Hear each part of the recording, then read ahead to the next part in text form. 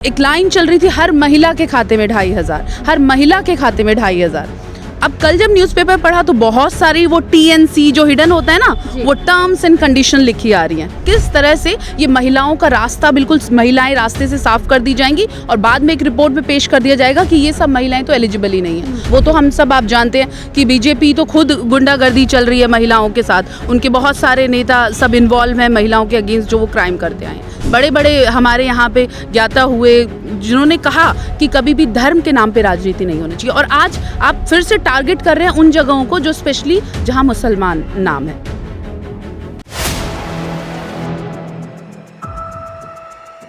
नमस्कार, 4 PM दिल्ली देख रहे हैं आप और मैं हूं आपके साथ शाहीन खान। आज अंतर्राष्ट्रीय महिला दिवस है और दिल्ली के अंदर इसी दिन के उपलक्ष्य में कहीं ना कहीं महिलाओं के साथ एक बड़ा वायदा किया गया था कि महिलाओं को आर्थिक रूप से 2500 रुपये की मदद उनके खाते में पहुंचाएंगे। ये वादा खुद प्रधानमंत्री मोदी जी ने चुनाव के दौरान किया था।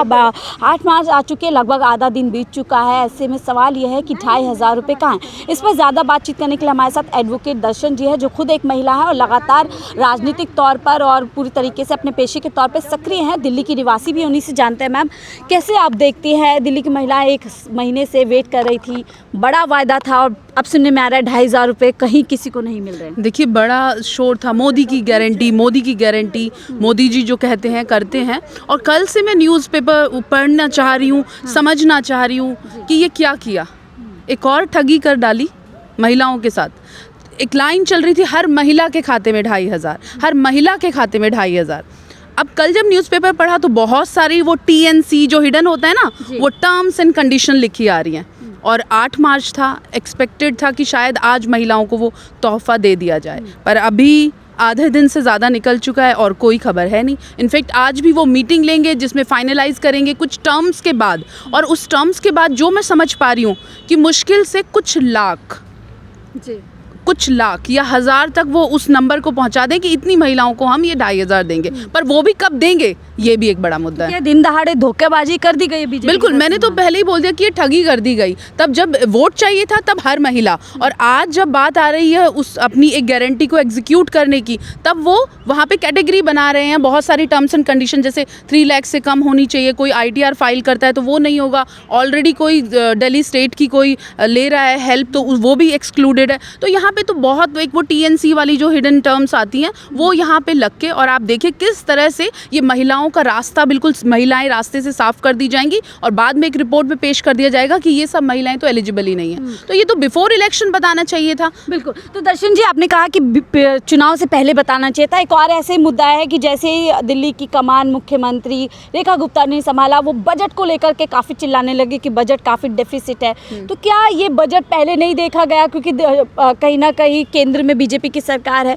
तो कैसे आप देखते हैं, बहानेबाजी है या वाकई बजट लॉस में? जी देखिए, पहले तो ये लेके आए कि महिला मुख्यमंत्री है ना, कि महिला सशक्तिकरण, वो तो हम सब आप जानते हैं कि बीजेपी तो खुद गुंडागर्दी चल रही है महिलाओं के साथ, उनके बहुत सारे नेता सब इन्वॉल्व हैं महिलाओं के अगेंस्ट जो वो क्राइम करते आए हैं। चलिए, पर ये तो हमारी महिला मुख्यमंत्री जो है एक ज़्यादा एक टैग चल गया गाली गलौच वाली, कुछ अलग ही रूप में है।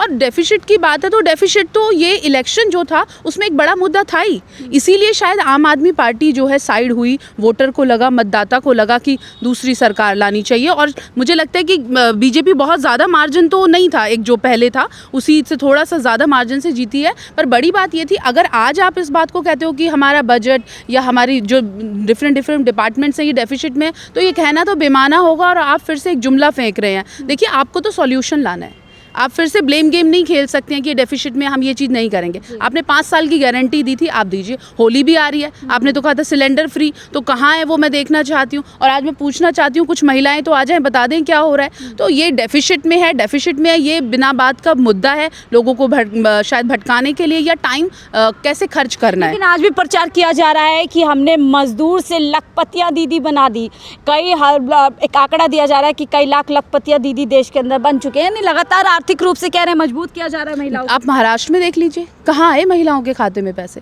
आप मध्य प्रदेश को देख लीजिए, कहाँ आए महिलाओं के खाते में पैसे? और जो सबसे बड़ी बात होती है फ्री सिलेंडर, वो तो राजस्थान और यूपी एक के साथ एक फ्री सिलेंडर। आई थिंक वो वाली जो हेल्प होती है वो भी महिलाओं को ही सशक्त करती है। ये महिलाओं, घर का बजट महिला के हाथ में होता है, तो कोई भी गारंटी तो वो दे नहीं पा रहे हैं। ये तो एक जुमला होता है जो इलेक्शन के वक्त फेंका जाता है, तब सबको वो नॉर्मलाइज करके कर दिया जाता है, और बाद में जब ये बैठते हैं तब देखते हैं कि ये इम्पॉसिबल सी चीज़ है, तो ये कैटेगरी करने लगते हैं, कंडीशंस लगाने लगते हैं। तो आई थिंक इलेक्शन में हर व्यक्ति, हर महिला, हर मतदाता इन्वॉल्व होता है, पर उसके बाद ये अपना बैठ के वो छटनी कर देते हैं और साइड से निकल जाते हैं। बिल्कुल इसी की शुरुआत हमने देखा है कि जिस तरीके से अब नई सरकार दिल्ली के अंदर बन गई, हम देख रहे हैं नाम बदलने की राजनीति शुरू हो गई है कि इस जगह का खासतौर से वो विधानसभा जिनका नाम मुस्लिम नाम के नाम पर है, इसको आप कैसे देखते हैं? देखिए, बिल्कुल ये एक बहुत ज्वलंत मुद्दा है, और मुझे लगता है एक लोकतंत्र जहाँ एक हेल्दी मतदान होता है,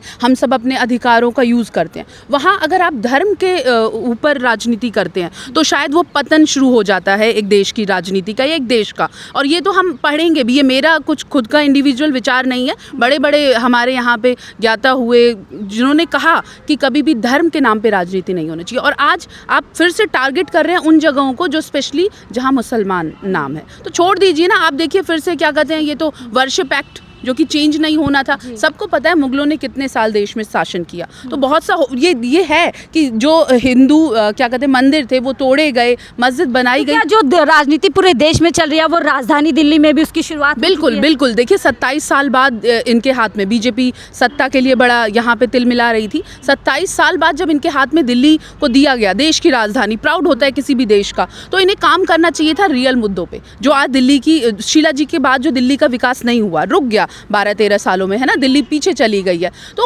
उन सब मुद्दों पे विकास करना चाहिए था, ना कि नाम बदलने से दिल्ली को विकास नहीं मिलेगा, ना यहाँ के मतदाता को कोई रिलीफ मिलेगा। तो काम करने के लिए बहुत सारा था, एक लंबी लिस्ट थी जो काम करने थे, पर ये फिर से वही अपना धर्म संप्रदाय, इससे आगे बीजेपी को कोई राजनीति आती नहीं है। ठीक है, एक और सवाल मैं आपसे लूँगी, अब आप कैसे देखते थे कि आप लोग भी एक कांग्रेस से, क्योंकि आप जुड़े हैं विपक्ष के तौर पर आप हैं, उधर आम आदमी पार्टी लगातार सवाल पूछे, लेकिन जो सीएम गुप्ता हैं वो कह रही हैं कि आपका क्या काम है, हमारा एजेंडा, हमारी सरकार है, हम खुद देख लेंगे। ऐसे में आप कैसे देखते हैं इस वायदे के खिलाफ जो सरकार गई है? देखिए, मैंने पहले भी बोला लोकतंत्र, लोकतंत्र का मतलब है एक पक्ष होगा तो एक विपक्ष होगा, और अगर विपक्ष स्ट्रांग नहीं है, विपक्ष को ये अधिकार नहीं दिया जाएगा कि वो किसी भी मुद्दे के खिलाफ या किसी भी गलत के खिलाफ आवाज़ उठाए, तो ये लोकतंत्र नहीं है। तो विपक्ष तो उतना ही इम्पॉर्टेंट है जितना पक्ष है।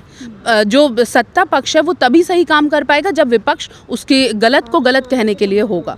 तो विपक्ष का बहुत महत्वपूर्ण रोल है, और ये काम नहीं करना चाहते हैं। ये फिर से जुमला लेके आए हैं मोदी जी का, मोदी गारंटी, तो उन्हीं चीज़ों को आगे करते हुए ये कह देते हैं कि ये तो हमारा काम है, हमारा एजेंडा है, पर विपक्ष तो है ही इसलिए ना। विपक्ष का मतलब है कि मतदाता ने उनको भी चुना है, विपक्ष को भी अपना मतदान दिया है। मतदान का डिफरेंस हो सकता है कुछ, जिससे आप सत्ता पक्ष हो गए और हम विपक्ष हो गए, तो विपक्ष तो अपना काम करता है। सरकार का पहला महीना पूरा हुआ है, शुरुआत ऐसी हुई है कि सबसे बड़ा वादा कहीं ना कहीं अधूरा लग रहा है, ऐसा लग रहा है कि पूरा नहीं, ये झूठ बोल दिया गया। आप कैसे देख रहे हैं आखिर 5 साल भारतीय जनता पार्टी के दिल्ली के अंदर कैसे रहने वाले हैं? देखिए, जब कहते हैं कि शुरुआत अच्छी तो अंत भी अच्छा ही होता है, पर अगर हम देख रहे हैं कि बिगनिंग ही इतनी वर्स है, बिगनिंग में ही लग रहा है कि चीटिंग हो गई।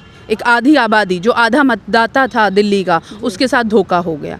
बड़ी उम्मीदें थी, हमें रोड और क्या कहते हैं हमारा एनवायरनमेंट और बहुत सी चीज़ें, जो इंफ्रास्ट्रक्चर था वो अच्छा नहीं मिल रहा था, पर फीमेल मतदाता को लगा कि महंगाई भी इन्हीं की बढ़ाई हुई है, कि चलो महंगाई से कहीं तो निजात मिलेगा, तो वहाँ था। और अब जब रियलिटी एग्जीक्यूशन की वक्त आया है तो ठगा महसूस कर रही हैं महिलाएं। आपको लगता है महिलाओं को इस पूरे मुद्दे पर बीजेपी को घेरना चाहिए, चाहे वो पॉलिटिकल पार्टी? आज 8 मार्च था, हर महिला उम्मीद कर रही थी कि कोई ना कोई तोहफा उन्हें महिला दिवस पर दिया जाएगा, पर ऐसा नहीं हो रहा है। तो बिल्कुल मैं आने वाले दिनों में जब ये पूरी तरह से घोषणा कर देंगे तो मुझे लगता है कि हमारी आखिरी सवाल, आप एक एडवोकेट हैं, क्या आपको लगता है कोई पॉलिटिकल पार्टी इस तरीके के वादे जब पब्लिक प्लेटफॉर्म में करके आती है और उसको एग्जीक्यूट नहीं कर पाती, क्या इसके खिलाफ कोई कार्यवाही बन सकती है? बिल्कुल देखिए, ये आगे के लिए ज़रूर हमारे लिए हो सकता है कि हम ऐसी चीज़ों को बैन करें कि हमारे जो ऑनरेबल सुप्रीम कोर्ट हैं, हमारे हाई कोर्ट्स हैं, यहाँ हम जब जाएँ तो बिल्कुल वो इस चीज़ को, अभी तक ऐसा कुछ नहीं है, पर एक बैन लगे और आगे के लिए हर पार्टी को वादे अगर हो तो हाँ बिल्कुल कि कार्यवाही हो, और कम से कम मतदाता को ठगा ना जाए। देखिए, वोट का अधिकार एक बहुत बड़ा अधिकार है, पूरा देश उसी अधिकार से चलता है। बिल्कुल, बहुत बहुत शुक्रिया हमसे बातचीत करने के लिए। तो देखिए एडवोकेट साहिबा जी से जिनसे हम बातचीत कर रहे हैं, साफ तौर पर कह रही हैं कि एक तरीके से यहाँ पर कह सकते हैं लूट की गई है, धोखा यहाँ पर दिल्ली की जनताओं को, आधी आबादी को दे दिया गया है, जिसका बड़ा बड़ा दावा करते हुए दिल्ली के अंदर पीएम मोदी ने कई दावे किए थे, कई वायदे किए थे।